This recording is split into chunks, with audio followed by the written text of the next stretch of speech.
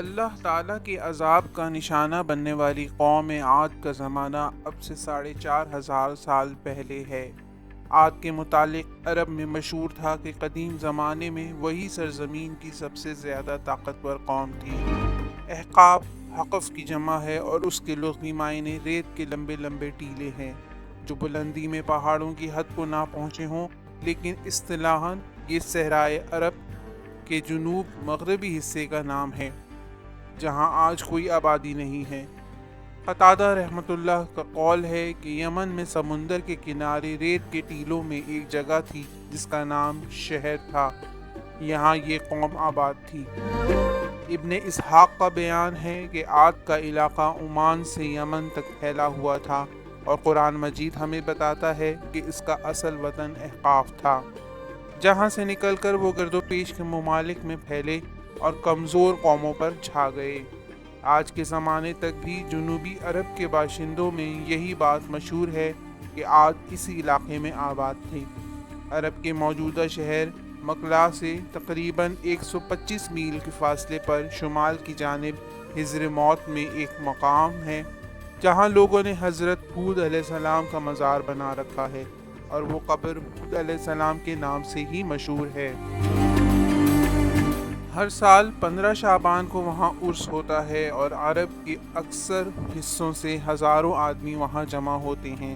یہ قبر اگرچہ تاریخی طور پر ثابت نہیں ہے، لیکن اس کا وہاں بنایا جانا اور جنوبی عرب کے لوگوں کا کثرت سے اس کی جانب رجوع کرنا کم از کم اس بات کا ثبوت ہے کہ مقامی روایات اسی علاقے کو قوم عاد کا علاقہ قرار دیتی ہیں۔ اس کے علاوہ حضر موت میں متعدد خرابے ایسے ہیں جن کو مقامی باشندے آج تک دار عاد کے نام سے موسوم کرتے ہیں۔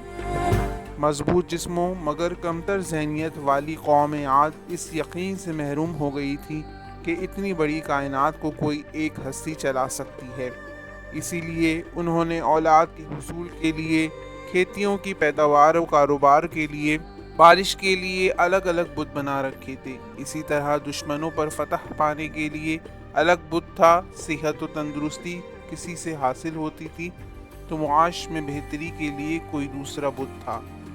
ان کے بڑے بڑے مشکل کشا یہ 3 تھے: سمود، صدا، الہبا۔ احقاف کی موجودہ حالت کو دیکھ کر کوئی شخص یہ گمان بھی نہیں کر سکتا کہ کبھی یہاں ایک شاندار تمدن رکھنے والی ایک طاقتور قوم آباد ہوگی۔ اغلب یہ ہے کہ ہزاروں برس پہلے یہ ایک شاداب علاقہ تھا اور بعد میں آب و ہوا کی تبدیلی نے اسے ریگزار بنا دیا ہوگا۔ آج اس کی حالت یہ ہے کہ وہ ایک لق و دق ریگستان ہے جس کے اندرونی حصے میں جانے کی بھی کوئی ہمت نہیں رکھتا۔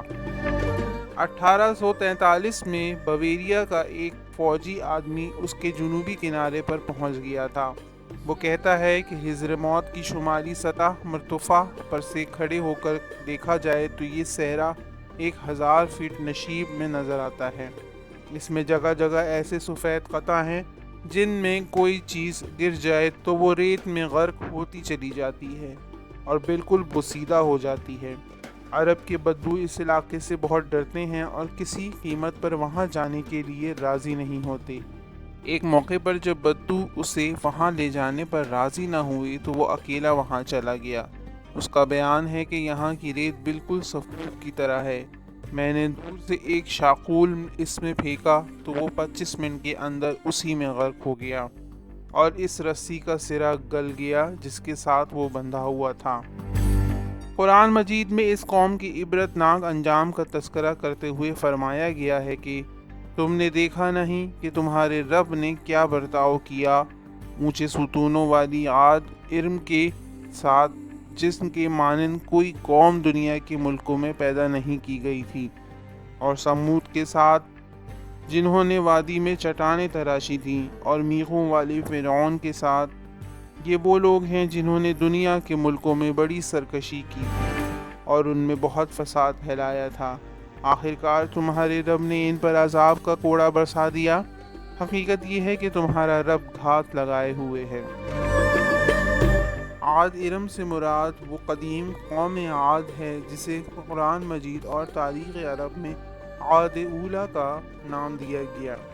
سورہ نجم میں فرمایا گیا ہے وَإِنَّهُ أَهْلَكَ عَادَ الْأُولَى، اور یہ کہ اس نے قدیم قوم عاد کو ہلاک کیا، یعنی اس قوم عاد کو جس کی ہدایت کے لیے حضرت ہود علیہ السلام بھیجے گئے تھے اور جس پر سرکشی اور کفر کے سبب عذاب نازل ہوا تھا، اس کے مقابلے میں تاریخ عرب اس قوم کے ان لوگوں کو جو عذاب سے بچ کر بعد میں پھلے پھولے تھے عاد اخرى کے نام سے یاد کرتی ہے۔ عاد کے ذات العماد اونچے ستونوں والے کے الفاظ اس لیے استعمال کیے گئے ہیں کہ وہ بڑی بڑی بلند عمارتیں بناتے تھے، اور دنیا میں اونچے ستونوں پر عمارتیں کھڑی کرنے کا طریقہ سب سے پہلے انہی نے شروع کیا تھا۔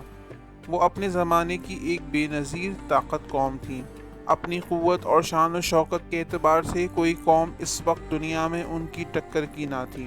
اس قوم کے لوگ اپنے ڈیل و ڈول اور قوت و شجاعت میں ضرب المثل تھے۔ عاد کا حال یہ تھا کہ وہ زمین میں کسی حق کے بغیر بڑے بن بیٹھے اور کہنے لگے کون ہے ہم سے زیادہ زور آور۔ ان کو یہ نہ سوچا کہ جس اللہ نے ان کو پیدا کیا ہے وہ ان سے زیادہ زور آور ہے۔ وہ ہماری آیات کا انکار ہی کرتے رہے۔ آخرکار ہم نے چند منحوس دنوں میں سخت طوفانی ہوا ان پر بھیج دی تاکہ انہیں دنیا کی ہی زندگی میں ذلت و رسوائی کے عذاب کا مزہ چکھا دیں، اور آخرت کا عذاب تو اس سے بھی زیادہ رسوا کن ہے، وہاں کوئی ان کی مدد کرنے والا نہ ہوگا۔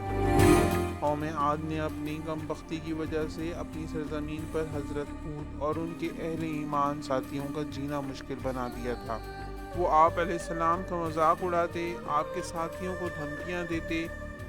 آخرکار جب حضرت ہود علیہ السلام نے دعوت و تبلیغ کی آخری کوشش بھی کر ڈالی اور ان کی جانب سے قبول حق کے لیے مایوسی کے سوا کچھ نہ دیکھا، تو وہ اپنے متبعین سے فرمایا کہ اس علاقے کو چھوڑ دیں، اب اس علاقے میں عذاب آ کر رہے گا۔ اس کے بعد وہ جنوب کی جانب چلے گئے۔ حضرت ہود علیہ السلام اور ان کے رقہ کے جانے کے بعد عاد کا سارا علاقہ خشک سالی کا شکار ہو گیا۔ ان کے باغات تو ویران ہو گئے، فصلیں اجڑ گئیں، صاف و شفاف پانی کے چشمے خشک ہو گئے۔ نوبت یہاں تک پہنچ گئی کہ لوگ بھوک سے مرنے لگے۔ یہ کیفیت کئی سال تک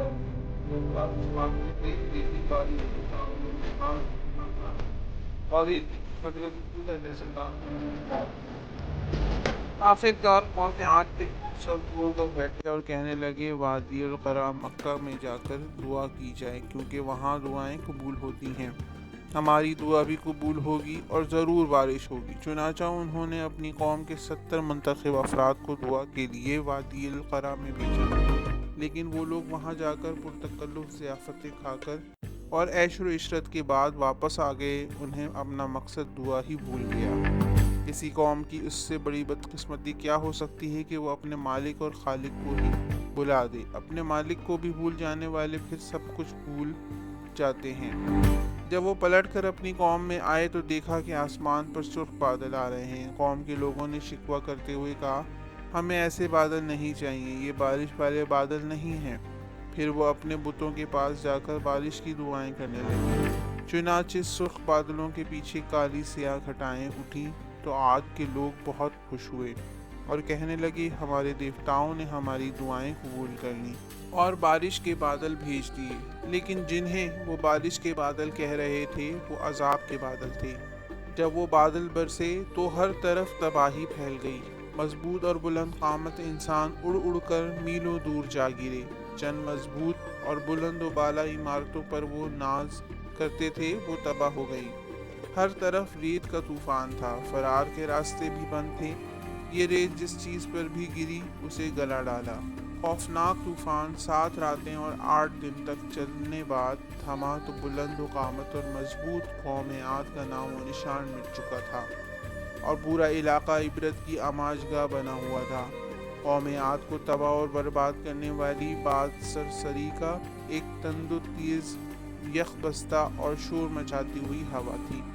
یہ ہوا ان کافروں کو ان کے مضبوط قلعوں اور محلات سے اٹھاتی اور زمین پر پٹک دیتی، جس سے ان کے دھڑ الگ ہو جاتے اور وہ لمبے ترنگے کھجور کے درختوں کی طرح زمین پر گر پڑتے۔ وہ ہوا جس چیز پر گزر جاتی تھی اسے چورا چورا کر دیتی، جس سے وہ سب کے سب ہلاک ہو گئے، ایک بھی نہ بچ سکا۔ قوم عاد پر آنے والی طوفانی ہوا کے لیے قرآن میں ریح سرسر کے الفاظ استعمال ہیں۔ اس کے معنی میں بعض اہل لغت کہتے ہیں کہ اس سے مراد سخت لو ہے، بعض کہتے ہیں کہ اس سے مراد سخت ٹھنڈی ہوا ہے، اور بعض کہتے ہیں کہ اس سے مراد ایسی ہوا ہے جس کے چلنے سے سخت شور برپا ہوتا ہے۔ بہرحال اس معنی پر سب کا اتفاق ہے کہ یہ لفظ بہت تیز طوفانی ہوا کے لیے استعمال ہوتا ہے۔ یہ طوفانی ہوا مسلسل 7 رات اور 8 دن تک چلتی رہی۔ اس کے زور سے لوگ اس طرح گر گر کر مر گئے اور مر مر کر گرتے رہے جیسے کھجور کے کھوکھلے تنے گرے پڑے ہیں۔ جس چیز سے بھی یہ ہوا گزر گئی اس کو بوسیدہ کر کے رکھ دیا۔ جس وقت یہ ہوا آ رہی تھی اس وقت عاد کے لوگ خوشیاں منا رہے تھے کہ خوب گھٹا گھر کر آئی ہے، اب بارش ہوگی اور سوکھے دھانوں میں پانی پڑ جائے گا، مگر وہ آئی تو اس طرح آئی کہ اس نے ان کے پورے علاقے کو تباہ کر دیا۔